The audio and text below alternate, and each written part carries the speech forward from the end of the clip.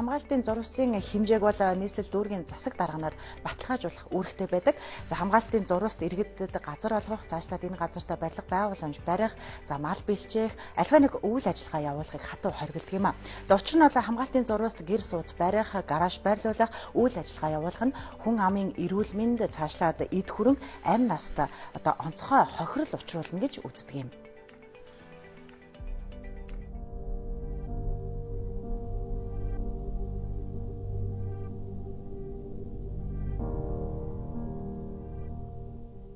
Та бүгдээ харж байгаа энэ газар дулаан орчинтой холбогдуулан хүмүүсийн хөл хөдөлгөөн ихсдэг.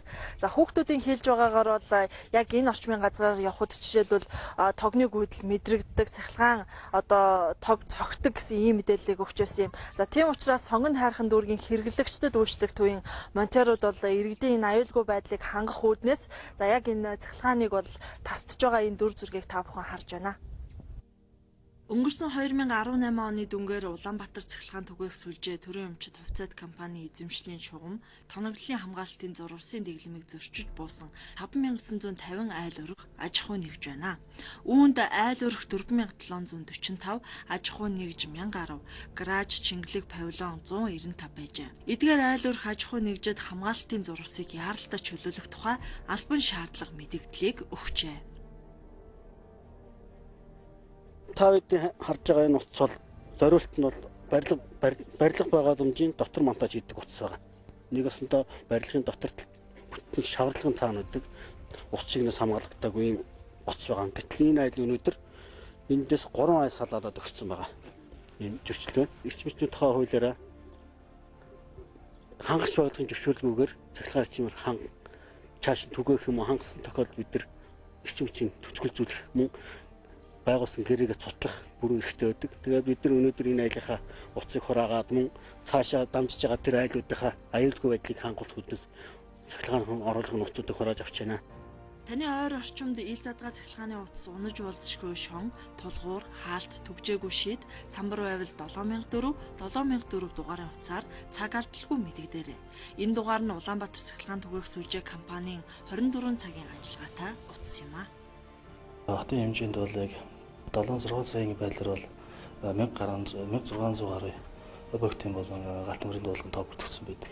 За үүний яг 20 орчим хувь нөх юм бол цахилгаан ашиглалт өсөлтийн буруу төвлөрснөөс болсон галтмарын дуулга бүртгэдэг байгаа. За нийт эрсдэл бол ерөөдөө цахилгаан ашиглалтын өсөлтийг дөрмийг чандлан мөдөө ажиллах стандартын дагуу цахилгаан ашиглалын утсыг хэрэглэх, цахилгааны хит ачааллыг хэрэглэх одоо хэтрүүлэг хэрэглэхгүй байх тийм. Мөн дээрээс нь цахилгаан өсөлтийн дагуу одоо цахилгааны монтажны утсыг холбох мэргэжлийн байгууллагаар одоо мэргэжлийн эрх бүхээнээр холболтыг хийх шаардлагатай байна. Цахилгааны хит ачааллыг хэтрүүлсэн нэг залгуураас олон жил цахилгааны одоо хүчтэйг хэтрүүлэн хэрэглэснээс болсон алтан бүрийн дуулууд түүнээс холбоолоо одоо богино холболт гихт зэрэг одоо хүчин зүйлс болсон алтан бүрийн дуулууд бүртгэгдсэн байдаг. Хэрв иргэн та цахилгааны аюултай хэсэг байгааг мэдвэл дуудлага өгөөд мэргэжлийн баг ажилтныг очтол тухайн гэмтлийг засварлахгүй хүүхэд хүн санамсаргүй хүч шүрхээс сэргээлэн хамгаалж иргэний үүргээ биелүүлэхийг мэргэжлийн байгууллагуудад анхааруулж байна. Нийслэлийн мэргэжлийн албан газраас бол хэрэглэгчийн цахилгаан тооцоо хэмжээ аюулгүй байдлыг хангуулах үүднээс бол төлөвлөгөөт болон төлөвлөгөөт бус хяналт шалгалтууд болон урьдчилсан сэргийлэх хяналт шалгалт зөвлөн туслах үйлчлэгийг бол үзүүлдэг. Тухайн орчинд ил задгаа утас юм уу цахилгаан тоног хөрөмж аюулгүй байдлаа хангацсан тохиолдолд нэгдүгээрт хангах байгууллага буюу тийм ээ.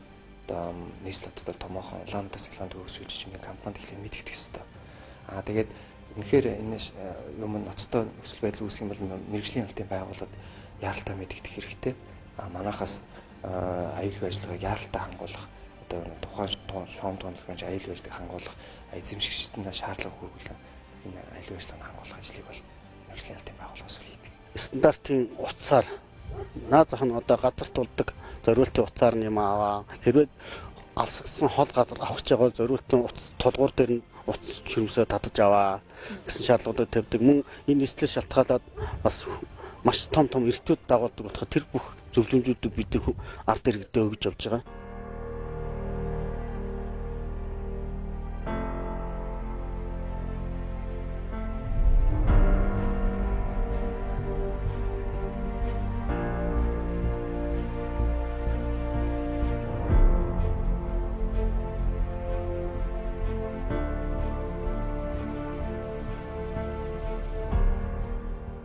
Иргэдийн аюулгүй байдлыг хангахын тулд тухайн аж ахуйн нэгж болоод хувь хүмүүс өөрсдийн харьяаллын цахилгаан шугам болоод тоноглолын яг энэ аюулгүй байдлыг онцгой анхаарах нь чухал байгаа юм а. За ингэж чадаагүй тохиолдолд иргэд болоод яг энэ албан байгууллагуудад гал гарах цаашлаад хүний амь нас эрсдэх хүртэх ийм хохирол гарч болзошгүй байна.